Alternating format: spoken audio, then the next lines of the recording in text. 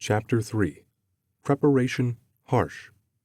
I find Lee howling on the living room floor as he arranges all his luggage on our carpet.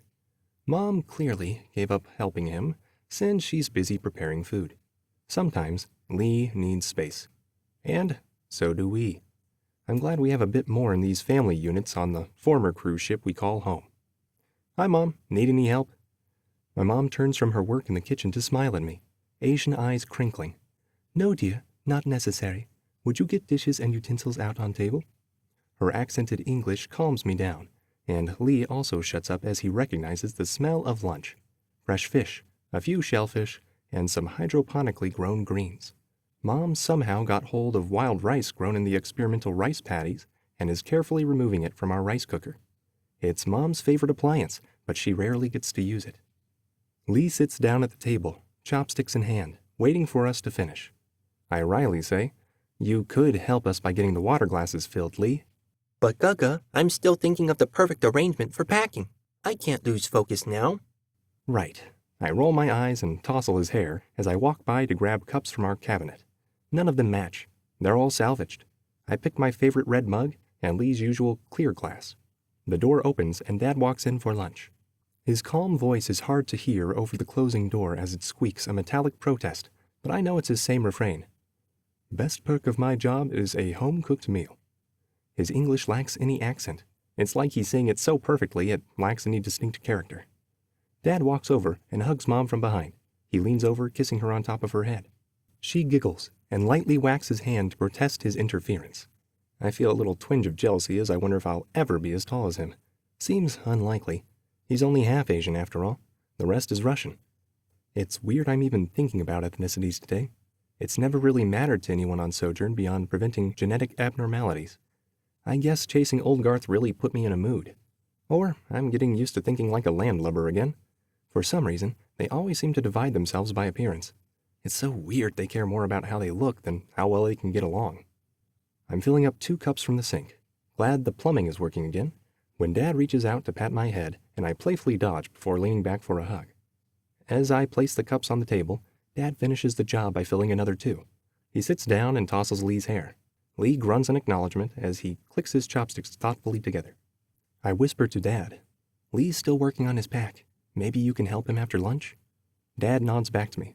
"Speaking of preparation, we should do some light exercises and get Lee more used to listening for your instructions after I'm done with work tonight." I nod, remembering how well previous practice with Lee has gone. Lee's fine when he's not distracted. Reality doesn't play so nicely. I deflect and ask Dad, "How's the armor project going?" Reggie's always super excited about it and pestering me to ask you.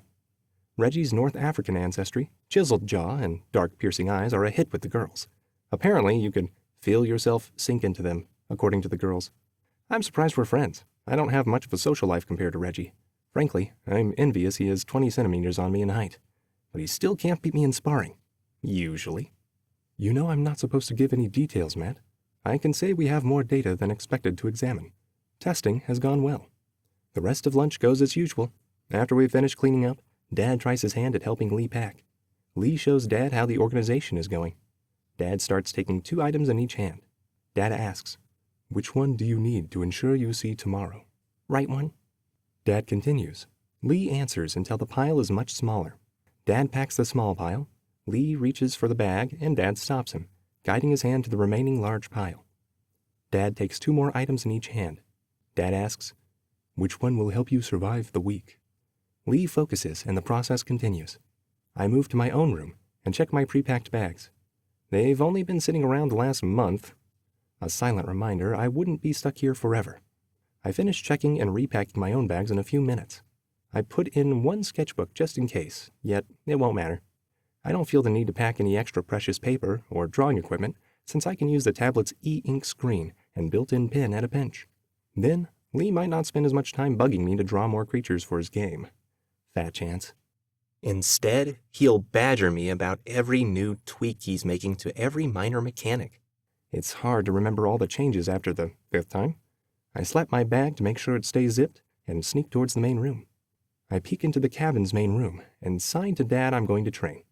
He nods at me as he continues helping my little brother. Mom and I quietly exit our unit. I give Mom a quick hug as she heads off to the classrooms for a shift teaching, and I head off to train.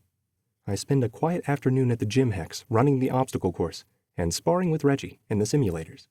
It's a nice vacation from thinking about the future. The full-body sim suit with haptic feedback feels like a second skin as I step into the VR chamber. Reggie earns chocolate flavoring to his ration bars when he tags me on the chin in our third spar. I win the fight shortly afterwards as he overextends with his next strike, a mistake I exploit. I skitter forward and slip behind Reggie's back, putting his sim in a chokehold. We don't get many more rounds since we didn't juice up the generators today with the stationary bikes. As we clean up, I put in an order by tablet to pay for Reggie's prize with my new cryptics and treat myself to a few ration bars too. Mine are cheaper, umami flavored. Cocoa is much harder to supply on our hydroponic farms than the fish we catch on our voyage. In a regulated fight or match, Reggie and I are practically even due to Reggie's time training with the security team, his height advantage, and longer reach. Normally, that's not something a fighter can overcome in a ring. Fairly. Fighting me isn't exactly fair in The Sims. Dad didn't train me to fight in a ring, or to subdue a target as my first instinct. He taught me to survive. Any way possible. In the simulators, we can practice deadly techniques. The slight sting our haptic suits deliver is the worst consequence we face. Reggie is a lot easier to fight than the simulated Holos Dad runs. 9 times out of 10, I'm dead facing a Holo. Fleeing is a bit more likely to give me a chance to live. Sometimes. You can't outrun birds. You have to seek shelter. Block the Holo sensors if you can. I'll never forget the hummingbird simulation going for my eyes. Dad encouraged me to keep practicing an eye block since most Holo birds go for a human's eyes in approximately 77% of recorded attacks, according to data gathered from what few survivors we've interviewed. I couldn't stop blinking all day after that living nightmare, instinctively protecting my eyes.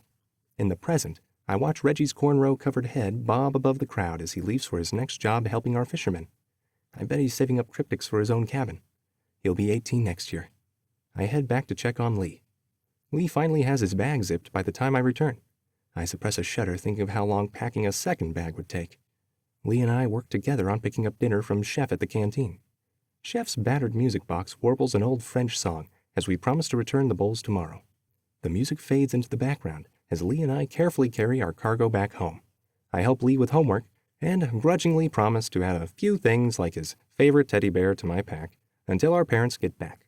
After dinner, Dad takes us back to the gym hex and runs us through a few holographic simulations. We have to recharge the batteries once with the stationary bikes, but with 3 of us it goes faster than normal. I'm feeling good about tomorrow. Lee listened to all my directions. Dad didn't criticize us too much when we were a bit slow reacting to fake Holos. I bet Mom encouraged this change from his usual methods so we weren't stressing out. I lay back on my pillow on our bottom bunk, counting down the hours to freedom as I listened to my brother's gentle breathing above. Tomorrow, I'll be outside.